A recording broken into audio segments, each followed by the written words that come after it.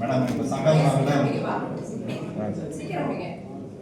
சார்ந்த முதல் வரைக்கும் மேடம் இப்போ சங்கம் ஆரம்பிச்சு நீர்நிலை பயன்படுத்த ஒரு எலெக்ஷன் ஆரம்பிச்சு 3 வருஷம் முடிஞ்சிச்சு மேடம்.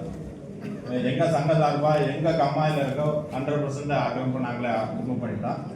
அடுத்து 100 வருஷமாக தூர்வாரப்பட வாரியெல்லாம் தூர்வாரிட்டோம். இப்போ எங்களுக்கு என்ன கோரிக்கைன்னா, எங்களுக்கு அதிகாரம் வழங்கப்பட்ட பாசன பகுதியில் ஆக்கிரமிப்பு இருக்கு.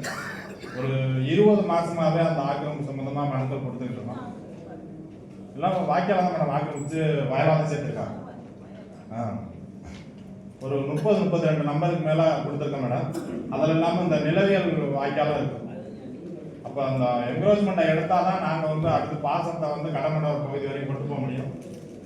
இந்த ட்ரிபிளார் திட்டத்திலே வெட்டப்பட்ட ஒரு வாய்க்காலே வந்து ஒரு ஃபார்மர் அடைச்சி வச்சிருக்காங்க. இந்த மாதிரி நிறைய என்க்ரோச்மெண்ட் இருக்கு மேடம். அதை ஒன்று அளந்து அடுத்த மாதத்தில் போன மாதம் ஒரு கோரிக்கை வச்சோம், அதை நிறைவேற்றி கொடுத்தீங்க அந்த சிசிடிவி கேமராவுக்கு. அது மாதிரி இந்த முதல் பணியாக இந்த மாதத்துக்கு கோரிக்கை வைக்கிறேன் மேடம், எனக்கு இதை செஞ்சு கொடுக்கணும். அடுத்து இந்த அகல்வழி பண்ணையத்துக்கு வந்து ஒரு 10,000 கன்று மரக்கன்று ரெடி பண்ணிட்டோம் மேடம். அதை வைக்கிறதுக்கு எங்களுக்கு பர்மிஷன் வேணும் மேடம். கொஞ்சம் பர்மிஷன் மட்டும் ஒரு உங்கள் கையில் போட்டு கொடுத்தீங்கன்னா நாங்கள் அடுத்த மாதம் வச்சுருவோம். எல்லாம் கொடுத்துருங்க மேடம், மாதம் கொடுக்குறாங்க. சரிங்க. சரி.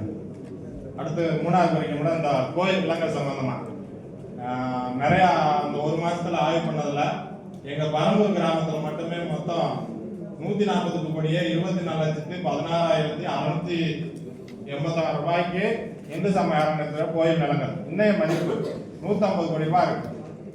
இது மாதிரி 450 கிராமத்துலையும் பார்த்தோம்னா 450 பஞ்சாயத்து இருக்கு பார்த்தோம்னா நெருக்கி 10,000-20,000 கோடிக்கு